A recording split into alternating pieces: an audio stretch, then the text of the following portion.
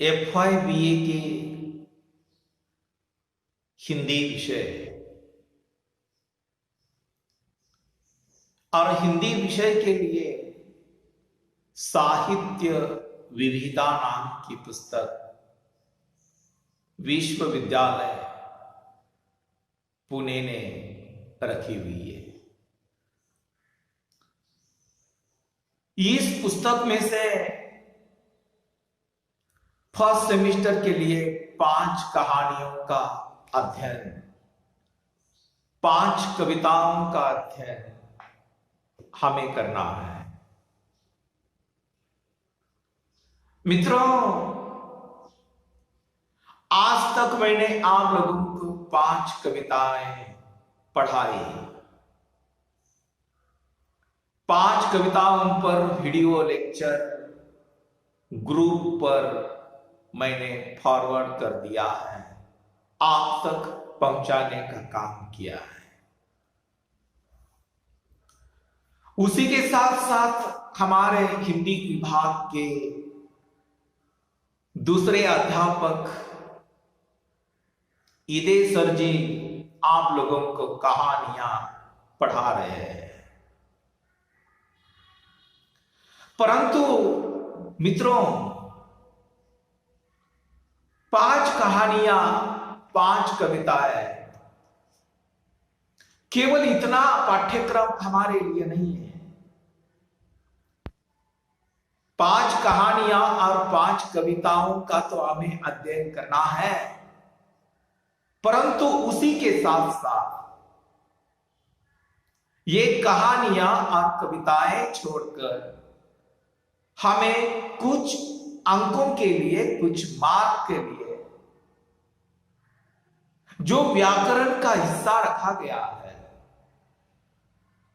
कुछ टॉपिक रखे गए हैं, उसी का भी अध्ययन हमें प्रारंभ करना है।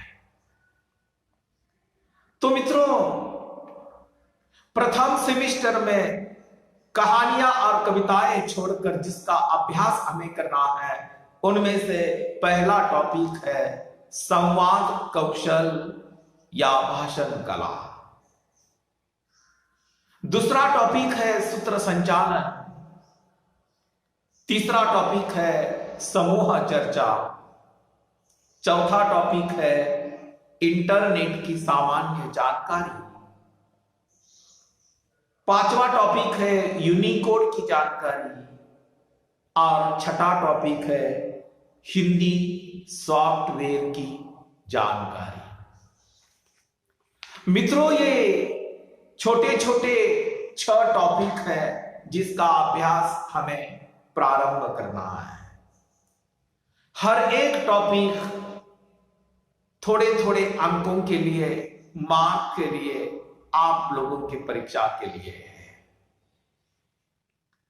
और मैं यही मान लेता हूं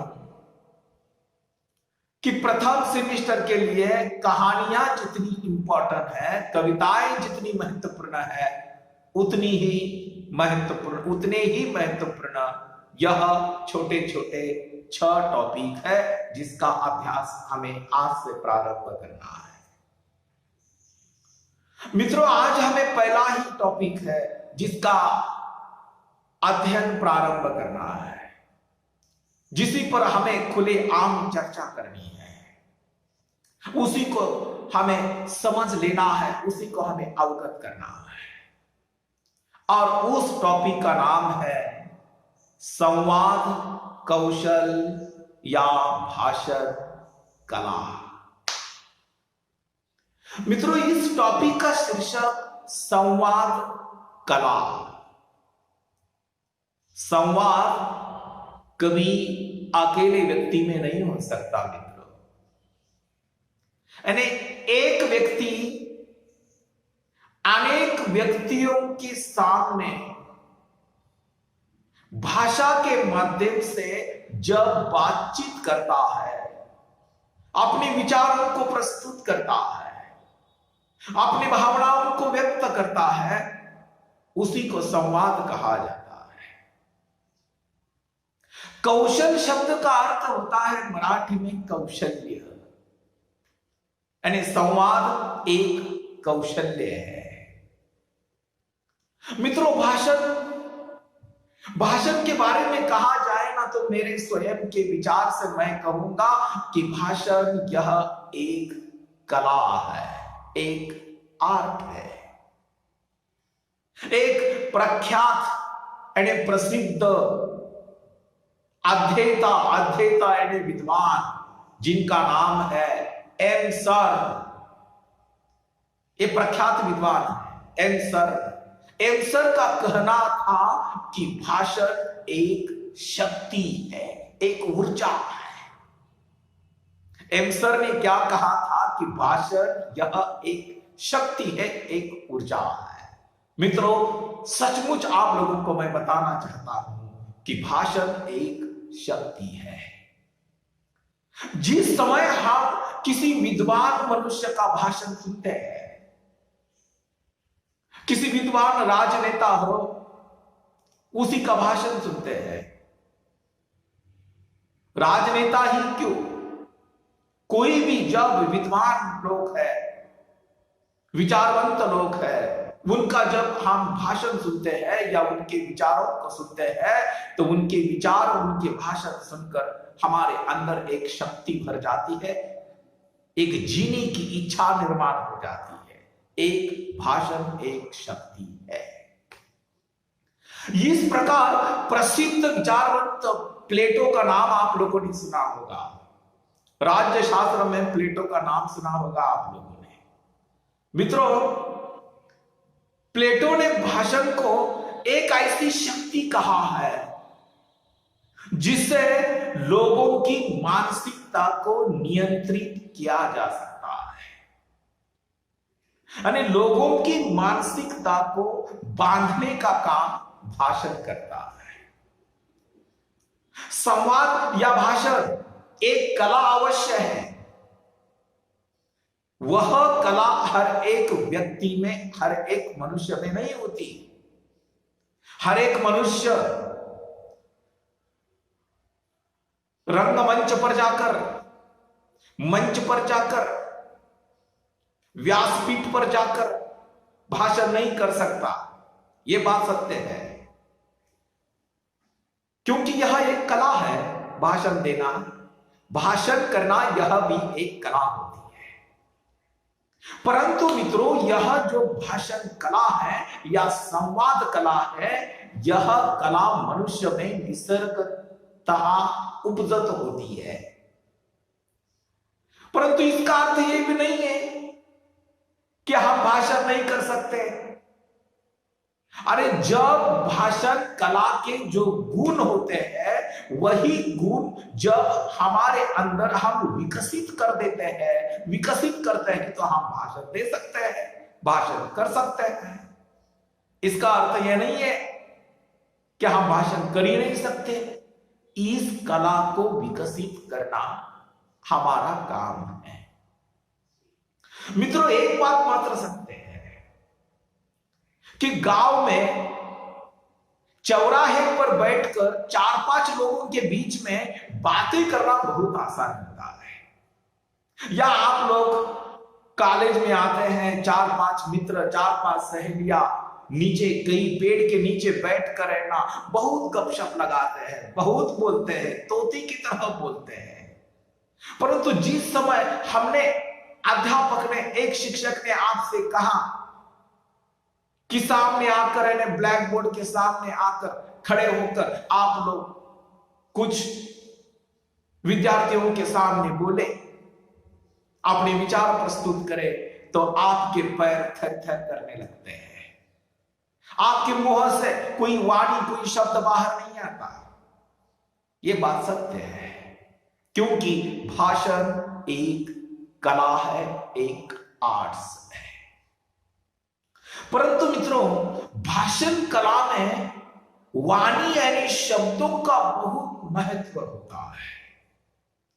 यानी मनुष्य का शिक्षण, मनुष्य की विद्वत्ता, मनुष्य का चातुर्य, उसकी बौद्धिकता वाणी से ही स्पष्ट हो जाती है, मुखर हो जाती है।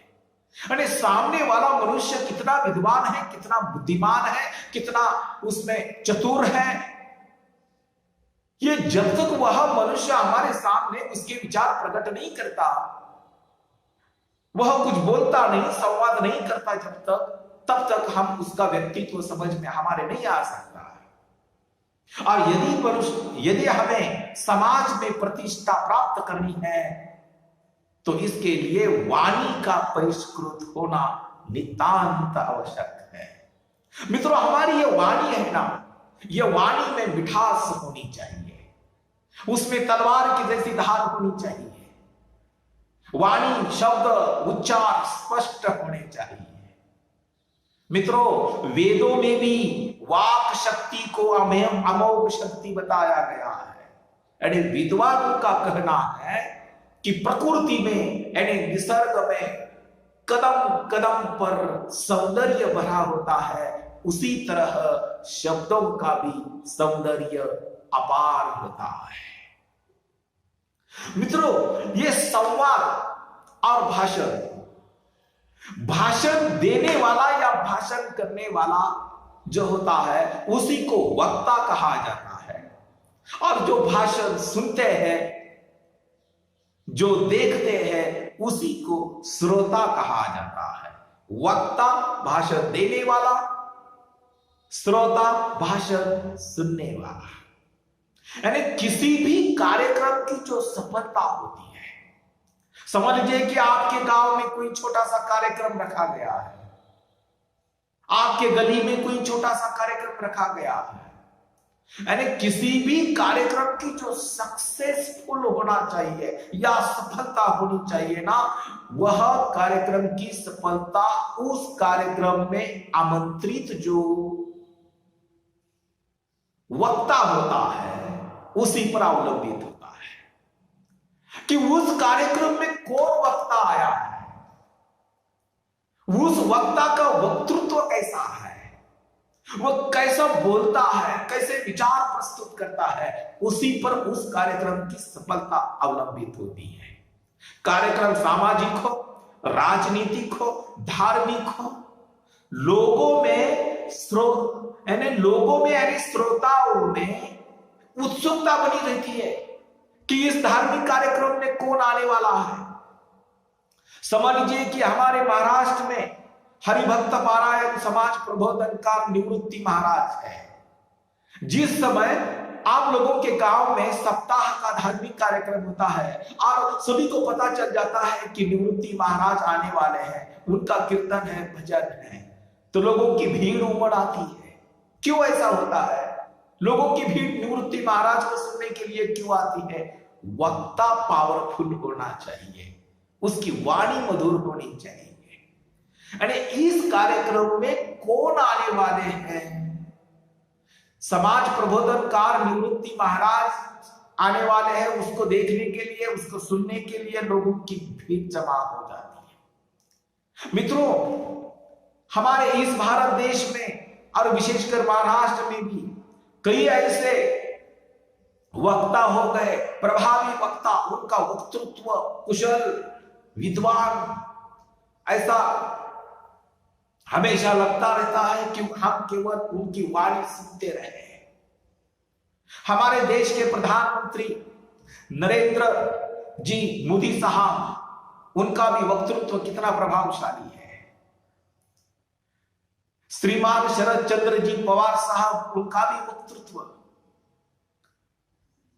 श्रीयुत राज ठाकरे साहब, उनका भी व्यक्तित्व और वक्तृत्व कितना प्रभावशाली है।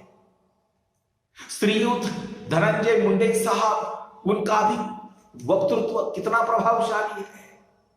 मित्रों, अपने देश में बहुत सारे ऐसे प्रभावी वक्ता हो गए, आज तक बहुत सारे प्रभावी वक्ता हो गए।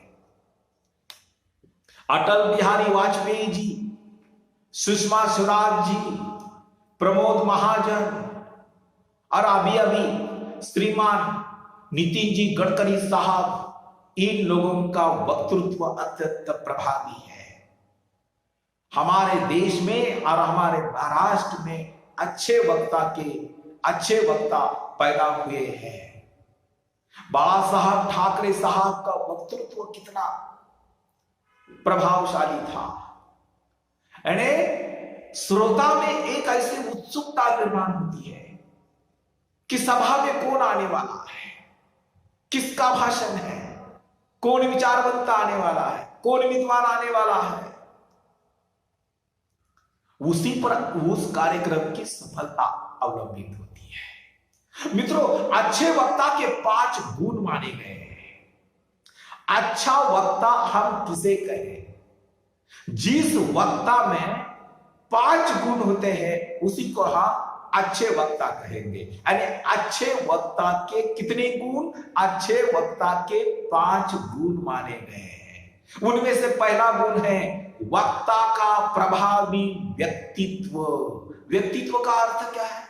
व्यक्तित्व का अर्थ होता है पर्सनालिटी। यानी अच्छे वक्ता का सबसे बड़ा गुण क्या है? तो वह उसका व्यक्तित्व। व्यक्तित्व यानी पर्सनालिटी। पर्सनालिटी इसका अर्थ ये नहीं है, व्यक्तित्व का अर्थ ये नहीं है कि वह बहुत सुंदर दिखे, लंबा चौड़ा, गोरा, दुबला पतला, बहुत आकर्षक हो, इस अर्थ में नहीं। व्यवहारिक दृष्टि से वक्ता सामान्य लोगों से थोड़ा सा भिन्न हो और असाधारण लगना चाहिए। अरे उसका व्यक्तित्व तो, उसकी पर्सनालिटी तो व्यवस्थित होनी चाहिए ना। जिस समय हजारों लोगों के सामने भाषण करने के लिए मंच पर कोई वक्ता का प्रवेश होता है तो वह कुछ सामान्य लोगों से कुछ भिन्न तो दिखे। उसकी वेशभूषा होगी, उसकी केशभूषा होगी, उसके चलने का ढंग होगा, उसकी देह बोली होगी, बोलने की स्टाइल होगी। यानी उसका व्यक्तित्व जो होता है वह व्यक्तित्व अत्यंत प्रभावी होना चाहिए। यानी सामान्य व्यक्ति से कुछ अलग दिखना चाहिए। जैसे कि उदाहरण के रूप में मैं आप लोगों को बता दूं, उदाहरण के रूप में मैं आपसे कहता हूं, आप लोगों ने बाला साहब ठाकरे जी को देखा था या नहीं देखा था, आप लोगों ने उनका भाषण सुना था या नहीं सुना था, मुझे पता नहीं, लेकिन मैंने बाला साहब ठाकरे जी का भाषण सुना है। अहमदनगर में उनका भाषण था और मैं उनका भाषण सुनने के लिए यहां से वहां तक चला गया था। परंतु जिस समय हजारों लोगों की भीड़ थी और मंच पर बाला साहब ठाकरे जब आ गए भाषण देने के लिए, अरे वह ऐसी तो बात नहीं थी वह बहुत मोटे थे, जाड़े थे, ऐसी तो बात नहीं है। दुबला पतला व्यक्तिमत्व, लेकिन क्या व्यक्तिमत्व था, इतना प्रभावित करने वाला व्यक्तिमत्व। उनकी जो वेशभूषा थी, उनकी जो केशभूषा थी, खड़े रहने की जो उनकी स्टाइल थी, अरे नजरों में भर जाती है। उनका व्यक्तित्व नजरों में भर जाता था। यानी सामान्य मनुष्य से कुछ अलग ऐसा व्यक्तिमत्व, उसका व्यक्तित्व वक्ता का होना आवश्यक है। अच्छे वक्ता का यह पहला गुण होता है। अच्छे वक्ता का दूसरा गुण है वक्ता की आवाज। मित्रों, भाषण कला में वक्ता की आवाज प्रमुख होती है। वह अभिनय का क्षेत्र हो, संगीत का क्षेत्र हो, गायन का क्षेत्र हो या मीडिया के क्षेत्र में आवाज को अधिक महत्व दिया जाता है।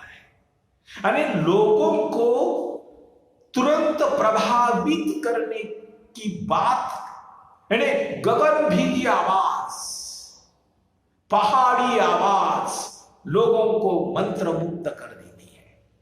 एक उदाहरण के रूप में मैं आप लोगों को बता दूं, यानी इस संबंध में पहाड़ी आवाज, अभिनेता अमिताभ बच्चन की आवाज। अरे अमिताभ बच्चन की आवाज जो है वह एक पहाड़ी आवाज है। शत्रुघ्न सिन्हा की जो आवाज है, नाना पाटेकर की जो आवाज है, यानी आवाज को बहुत महत्व होता है। यानी मनुष्य, मैं तो यही मानता हूं कि मनुष्य के लिए आवाज ईश्वरीय देन होती है। अध्यापक के लिए भी, शिक्षक के लिए भी आवाज की देन आवश्यक है। आवाज महत्वपूर्ण है। उसकी आवाज जो होती है वह अंतिम बेंच पर बैठा हुआ जो उसका छात्र है, विद्यार्थी है, वहां तक वह पहुंचनी चाहिए, स्पष्ट उसके कानों तक पहुंचनी चाहिए। यानी वक्ता की आवाज श्रोता को अंतर्भूत करती है, प्रभावित करती है। अच्छे वक्ता का तीसरा गुण होता है श्रोताओं में दिलचस्पी जगा सके। अरे वक्ता को, जो भाषण देने वाला जो वक्ता होता है, उसको जानना चाहिए कि सहजता से श्रोताओं के साथ, जो उसके सामने लोग बैठे हुए हैं, भाषण सुनने वाले जो लोग, सामान्य लोग बैठे हुए हैं, उनके साथ आत्मीयता का भाव निर्माण करे। उन लोगों को ऐसा लगे कि ये वक्ता हमारा है। यानी सामान्य से सामान्य जो विषय होता है वह इतना रुचिकर बनाकर उसे कहे, भाषण सुनने वाला न उससे उब जाए, न बोर हो जाए, न थक जाए।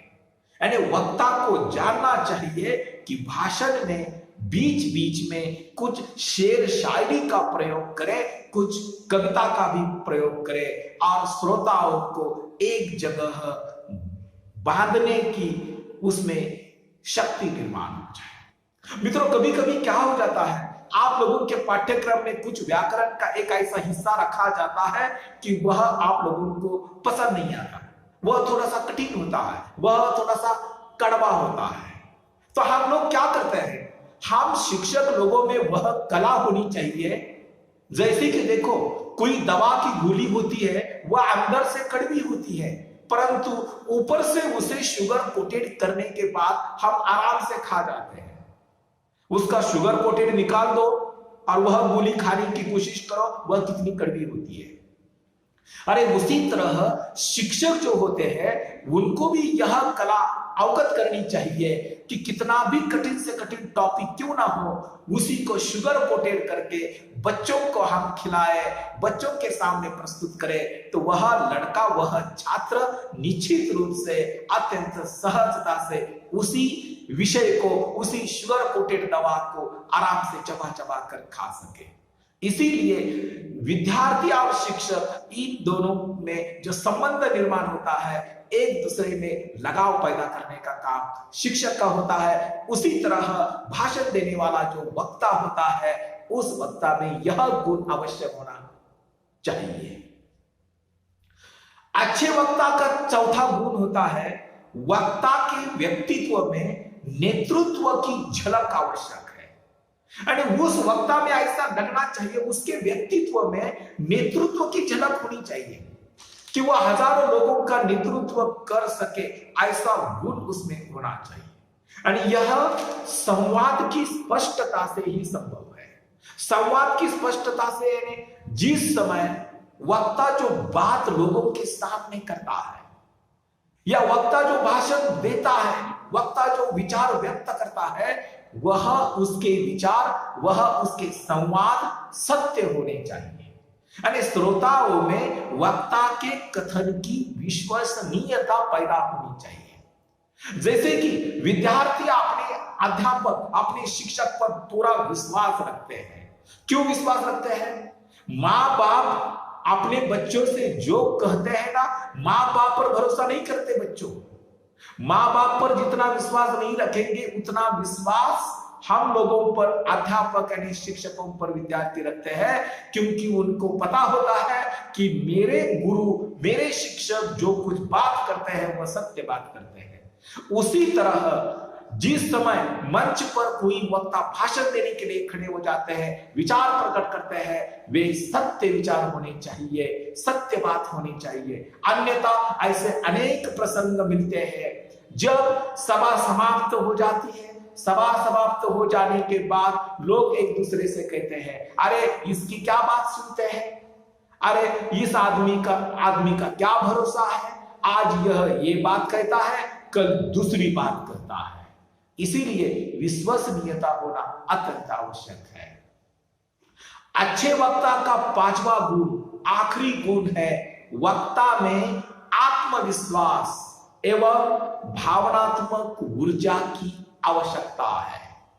मित्रों, संवाद कौशल या भाषण देते समय या भाषण करते समय रंगमंच पर या मंच पर या व्यासपीठ पर जब वक्ता भाषण देने के लिए खड़ा हो जाता है तो उसे उसमें आत्मविश्वास की अत्यंत आवश्यकता होती है, जो एक वक्ता को लोकप्रिय बनाने के लिए अति महत्वपूर्ण होती है। जब हम में ही आत्मविश्वास नहीं है, हमें आत्मविश्वास नहीं है कि हम आप लोगों के सामने कोई विचार प्रकट कर सकते हैं या नहीं कर सकते हैं, तो आत्मविश्वास हमें नहीं है तो आप में कैसा निर्माण हो जाएगा। इसलिए मंच पर खड़े रहने वाले वक्ता में आत्मविश्वास होना चाहिए कि वह जो बात या वह जो विचार प्रकट करने वाला है वह आत्मविश्वास के साथ प्रकट करने वाला है। नहीं तो कभी कभी क्या हो जाता है, मनुष्य में बहुत विद्वत्ता होती है, पुस्तकी ज्ञान होता है, लेकिन दूसरों के सामने प्रस्तुत करने की कला या आत्मविश्वास उसमें नहीं होता। जिस समय वह कुछ लोगों के साथ